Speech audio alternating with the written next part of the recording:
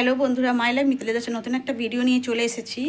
আর এখন ঘড়িতে 7:30 বাজে। আর চলো তোমাদেরকে একটা জিনিস দেখাই। আজকের আমাদের গাছ থেকে একটা সবজি তোলা হয়েছে। তোমরা একটু কমেন্ট করে বলো তো বন্ধুরা, এটা কী সবজি, একটু কমেন্ট করে বলো তো বন্ধুরা। আর এই গাছটা না 2 বছর আগে আমার দিদির বাড়ি থেকে নিয়ে এসেছিলাম। তো আর বছরেও ফল হয়েছে, এবছরে সবে মানে এর আগে একদিন তুলেছিলাম আর আজকে তুললাম। এই দেখো 6টা। আর এই সবজিগুলো না অনেকটাই বড় বড় হয়েছে, মানে ক্যামেরাতে হয়তো অত বড় বড় আসছে না, কিন্তু অনেকটাই বড় বড় হয়েছে। আর গাছের এই সবজি খেতে কোনো সার নেই, কত সুন্দর লাগবে বলো তো বন্ধুরা। আমাদেরকে বলেছি আমাদের এই জানলাটা দিয়ে খুব মানে ভালো রোদ্দুর আসে, দেখো।